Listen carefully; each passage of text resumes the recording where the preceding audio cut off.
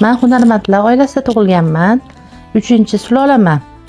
Meni onajonim kiyovchors tikardilar. Mana shu 7 yoshimda, mana shu nabiram begligimdan men o'sha onamga qarashib, yo'llariga kirib, o'sha hunarni egallaganman. Shu yoshligimdagi hunarim, baribir yoshlikdan farzandlarni ham o'rgatish kerak ekan. Mana hozir telefon ko'paydi, unda bizda telefonlar yo'q, faqat hunar o'rganardik. Hunarimizni onamizga ko'rsatsak, onamiz bizga mukofot berardilar. Xursand bo'lib, kelin bo'lib tushdim bu xonadonga. Bu xonadondagilar to'n tikilarga, qayna buvam to'n tikarkanlar. Keyin to'nga qarashib, mana shu kiyov cho'pon tikdik. Milliy ko'ylak, liboslar, cho'ponlar, kelin ko'ylaklar chiqardik. Endi hozirda mana shu 5-6 yildan beri shu milliy taqinchoqlar bilan shug'ullanaman.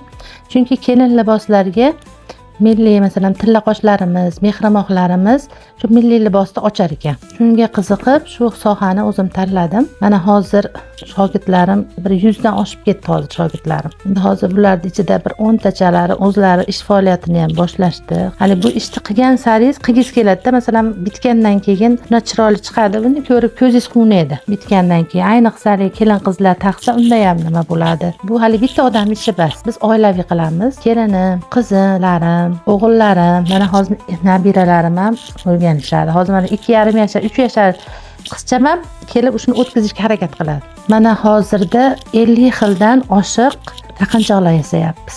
Bu 50 xil taqinchog'imizni 50 xil xaridorlari bor-da.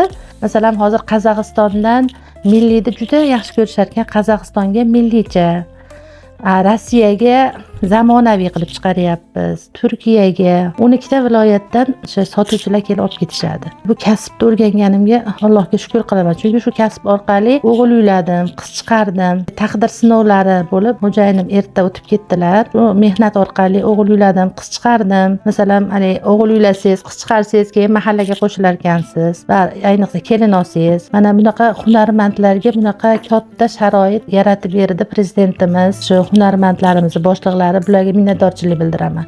Oldin masalan biz yoshligimizda bunaqa qilib, hunarmandni bunaqa qilib ko'kka ko'tarilmagan. Faqat bozorlarga ham olib chiqsak bekinib, sekin masalan o'sha odam bilan birga qarashgani borardim. Shuni orqasidan onajonim sahar kasal bo'lib qolganlar. Mana biz 23-yilda prezidentimiz bilan ko'rishdim. Unda shu gaplarimni aytdim prezidentimizga. Prezidentimiz ham rosa xursand bo'lib ketdilar, chunki men shu gapimni aytaman deb yuragimga tuyib turardim. Haqiqatdan niyat qilsangiz, niyatingizga yetar ekansizda.